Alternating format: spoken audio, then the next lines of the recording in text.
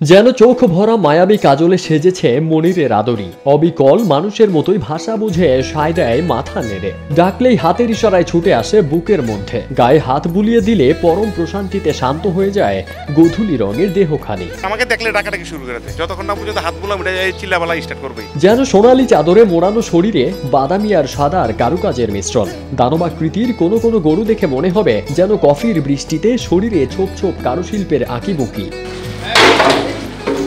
মনিরের খামার ঘুরে দেখলে মনে হবে হাতে আঁকা শৈল্পিক ছোঁয়ায় বদলে দেয়া হয়েছে গরুগুলোর আপাদমস্তক। আর সাদা কালো মিশ্রণের গরু দেখে মনে হবে এক খণ্ড মেঘ মিশ্রিত আকাশের চাদরে সাজানো হয়েছে গরুকে। তাছাড়া যুবরাজ, বাহুবলীর মতো খামারে থাকা ছোট বড় সাইজ মিলিয়ে কোরবানির উপযোগী 53টি গরুর রয়েছে আলাদা আলাদা নাম। এর নাম হচ্ছে যুবরাজ, এটা হচ্ছে ব্রাহ্মা ক্রস।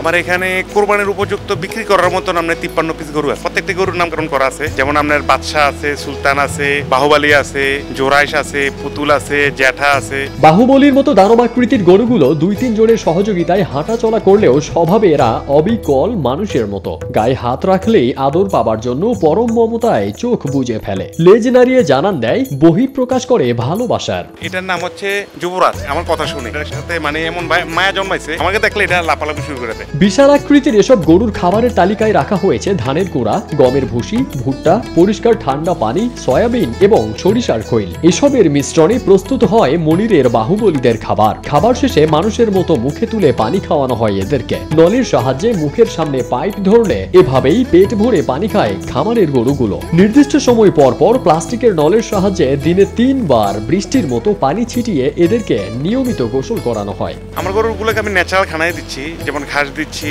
খের দিচ্ছি, তারপর ভুসি, কুড়া, খৈল, সোয়াবিন, বুড়োর ছোলায় 3 বেলা গোসল দেওয়া হয়। একবার সকালবেলা, একবার বিকালে, আবার রাত্রে দেওয়া হয়। তো আমার খামারের মতন পরিষ্কার খামার আছে কিনা সন্দেহ আছে আমার দৃষ্টিতে আর কি। কুমিল্লার আদর্শ সদর উপজেলা কালিয়াজুড়ির খামারি মনির হোসেন জানান, উত্তরাধিকার সূত্রে পাওয়া অভ্যাস আর ভালোবাসা ভালো লাগা থেকেই শখের বশে 2টি গরু কিনে শুরু করেন নূরজাহান এগ্রো কুমিল্লা খামার। বর্তমানে মনির হোসেনের খামারে 70টি গরু আছে। গরু লালন পালনটা হচ্ছে আমার বাবার আমল থেকে, আমার আব্বার থেকে এই শখের বসে আমরা চালু করছি। 2017 থেকে আমাদের স্টার্ট আর কি। 2টা গরু দিয়ে স্টার্ট করছি। এখন আমার কাছে গাবি প্রায় 70 পিসের মতন আছে আমার। খামারের প্রতিটি গরুকে পরম যত্নে লালন পালন করেন, গামছা দিয়ে গা মুছে দেন, হাত বুলিয়ে আদরও করেন। খামারে লালন পালন করে কোরবানির উপযোগী করে তোলা গরুগুলোর সাইজ ভেদে 70,000 থেকে 6 লাখ টাকা পর্যন্ত দাম হাঁকছেন খামারি মনির হোসেন। আজকের প্রাইস হলো আপনার 4,80,000 টাকা। বাদশার দাম চাচ্ছি আপনার 4,20,000 টাকা। বাদশাগুলো আছে আমরা 600 কেজি প্লাস। জোরাইশের আজকের প্রাইস চাচ্ছি আমরা 6 লক্ষ টাকা। জোরাইশের ওজন আছে আমরা 800 কেজি প্লাস।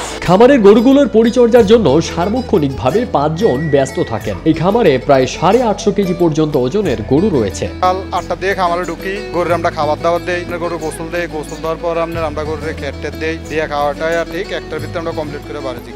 যুবরাজের ওজন আছে আপনার 65 কেজি প্লাস। এটা হচ্ছে বাহুবলীর ওজন আছে আপনার প্রায় 800 কেজি। সারা বছর খামারের গরুর সাথে থাকতে থাকতে সবার একটা মায়া জন্মে গেছে। কোরবানিতে গরু বিক্রির সময় এলে আবেগ আপ্লুত হয়ে পড়েন নূরজাহান এগ্রো কুমিল্লা খামারের সবাই।